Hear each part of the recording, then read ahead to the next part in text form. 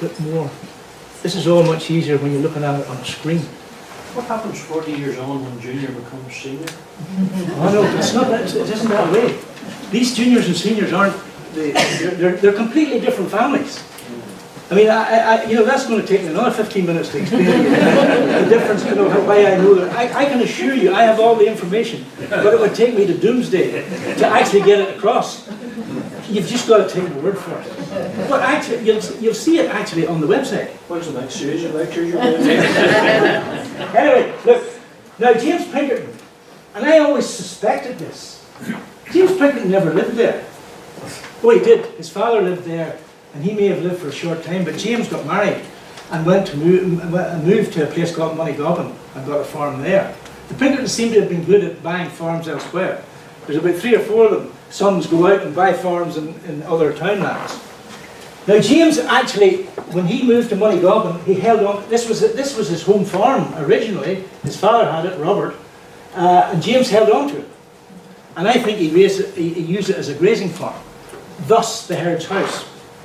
But on top of that, I have other evidence which says in that big long strip of a house, there was a weaving house. And incidentally, in another of those big long strips of houses, there was another weaving house. Now what does a weaving house mean? Linen. And it means, really, it's a kind of domestic, it's almost like a factory. You know Tilly and Henderson and Derry, the shirt factory? Have you ever heard of them? Yeah. They started off actually with weaving houses in the streets. And there's one beautiful one on William Street in Derry where it's down as Tilly Henderson. The fellow who was doing the Griffith's printed valuation didn't realise it was, and there's an and there if you look for it in the Val 2B, but he didn't bother. He just thought, oh, this is Tilly Henderson. And I for a long time thought it was Tilly Henderson. It wasn't. It was Tilly and Henderson, and it was actually a weaving house. And this is these weaving houses. And here's John Mooney appears. Now I often wondered about John Mooney because I know about him too. John Mooney, when he got married, his address was Secon High, which is Secon Moor. And his father lived there and his brother lived there as well. I suspect, and this is a guess, this is an educated guess, I suspect, and they were all weavers incidentally. Their profession was weaver. They were all weavers. So John Mooney has got what he now has a house out of all of this, because this is what did I say, 120 foot long house. Well, it's not a 120 foot long house, it's a 120 foot long building composed of offices, weaving house and collier houses. So John Mooney has managed to do a deal here, obviously of some sort. Watch this. The valuation of it is £2.10 shillings.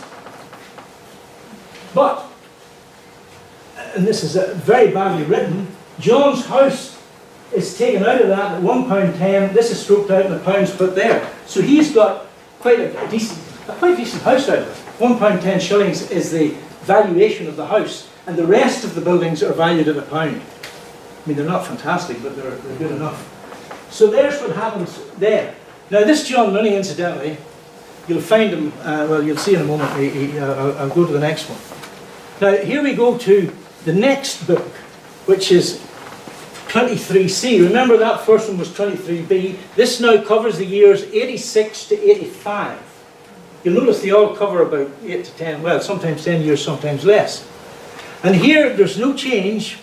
James Pinkerton Sr. And we have to go across here to get the 6. There is a change. There's an interesting change, if I could just get it so that you would see it. Right? Junior does see it change to senior, actually. And the date, if you can see it, you realise how the thing works, colours and dates. The date there, it looks like a 2, but it's actually an 8, because James Junior has died in 1876, and what has happened is James Senior has taken over his ground. He wasn't left it, because I've seen his will. He wasn't left it. Nothing to do with him. He just bought it. Now, when I say he bought it, he bought the tenant right. He didn't buy the, he doesn't buy it in the way you would buy a farm today. But he bought the tenant right and became a tenant. So, Farm 4 had 6 added to it. You get the point? So James then, the James Senior, became the, if I can just get this, the James Senior became the,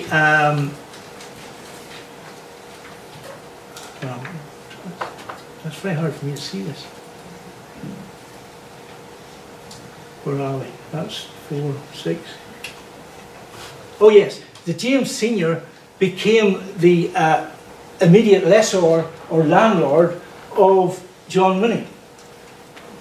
And as I say, this is if you didn't know the genealogy of it, you would think this was, you know, a senior taking over a junior, but it isn't. They're two complete. They might as well be Joe Smith and Sam, whatever. They're two completely different people. Having said that, since they're all Pinkertons, the chances are they're related 4 or 5 generations back. But we don't know that. We don't know who they would be. So that's fine. We go on to, now here we have the next one. This is the next book. You see what's happening here. You're just going from book to book, and you were asking about the numbers. The numbers don't change. The numbers haven't changed as yet. So the great thing about the Griffiths number is you can follow it all the way through from book to book to book to book. Right? Now, let's get this up a bit so you can see what this says. Can you see that at the back? Just about. Can you? Yeah. Look what it says. Reps, James Pinkerton Senior. You know what reps means? Representatives of, he's dead. The will hasn't been sorted out yet, but he's dead. That's what, you'll always see this throughout all the Griffiths. Reps, R-E-P-S.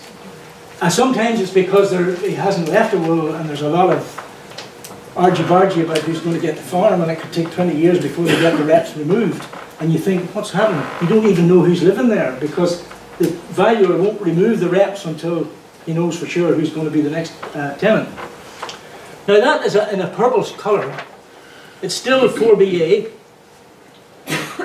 Or sorry, 4B, 4A, B, C, A, B and C for the land. Now here we go across. You'll notice the 93. Somebody asked me, I did a talk once and said, what does the 93 mean? What does the 93 mean? 1893. What's 06 mean? 1906. And you'll get, they only usually put in 2 of the numbers, the last 2. So you have to work it out. Now you'll notice the colour, it's exactly the same as that colour. If I could get it, there.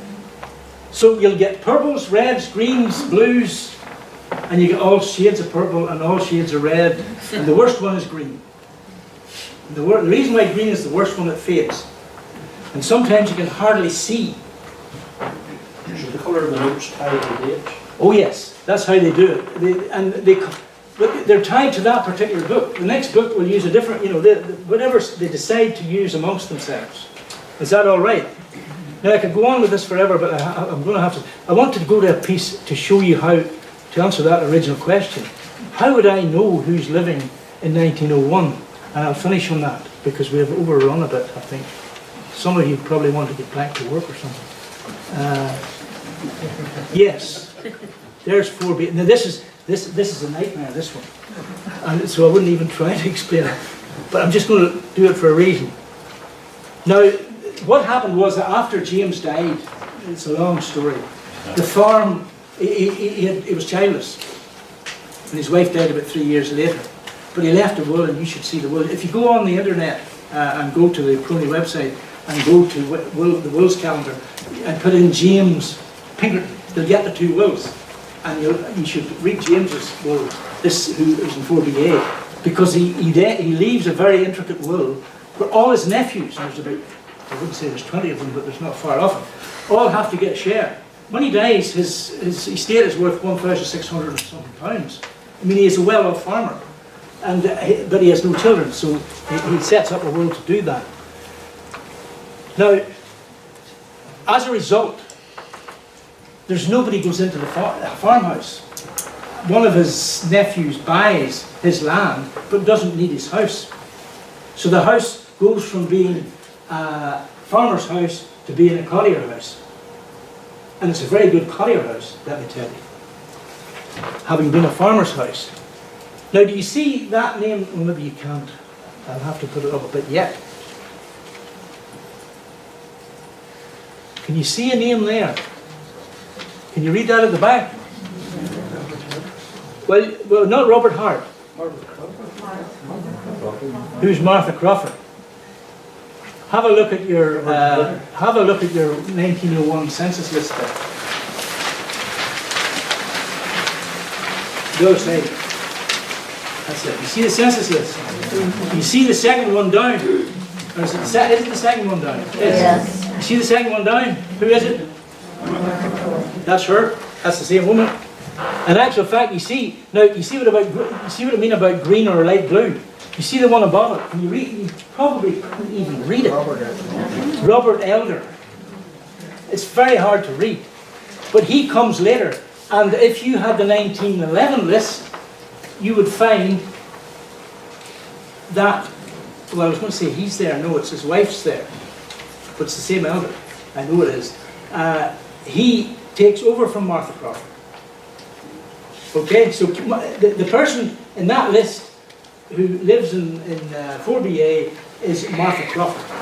And the person who lives in the other one, 6, is on this page. And you see what I said to you earlier? Can you see that? No. You see how it's difficult for me to... It's very difficult to do this unless you're actually looking at it on a screen, to be honest. It really is quite difficult because to explain to people, because you really need to have... You almost need to be sitting, everybody, with a computer looking at it. It's called 6CA. So 6BA has become 6CA. The reason being, you see there's a little piece of ground there in your map. If you look at your map, there's a little piece of ground in between. It's hard to explain without the map. Let's see. And it has been, that little piece of ground has been hived off and has been given, it's now 6C. And because the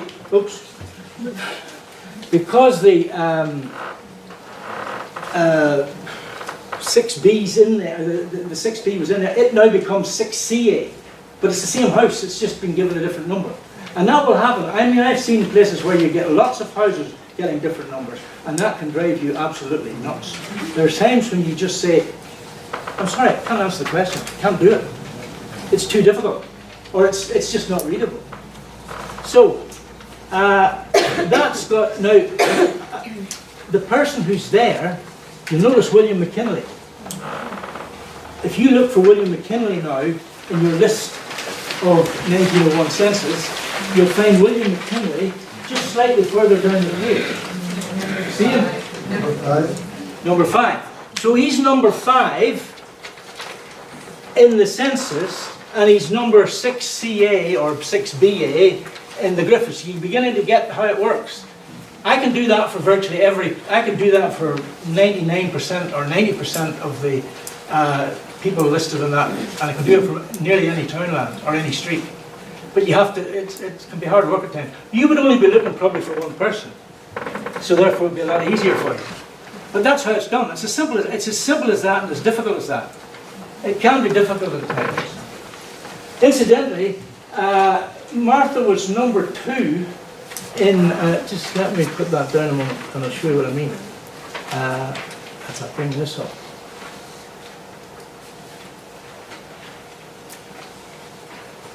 I'm going to have to go quickly through this to this point.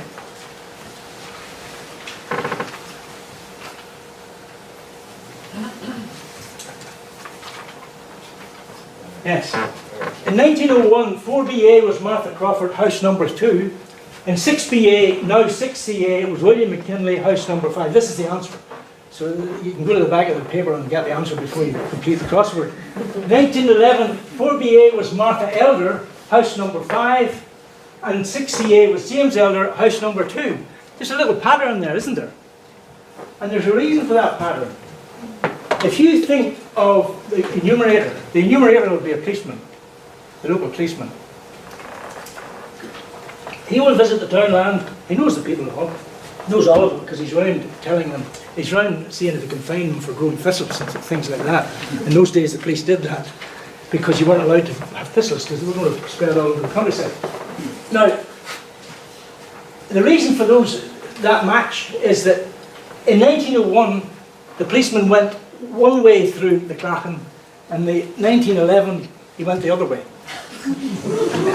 Seriously, no, I mean, I can actually try. I could take you through the fields, and I could take you anywhere you. It's easy to do actually. Once you get the maps, and once you get that, you get the hang of it. It's as simple as that, but it can be difficult. He came from. You have a map there. Let me see where your map is. If I can get a map quickly.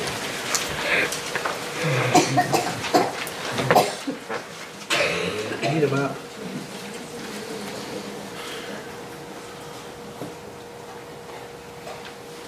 That incidentally is the Val 2A. Would you like to read that map? Wouldn't, would you?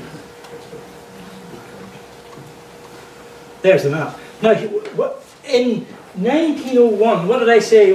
He was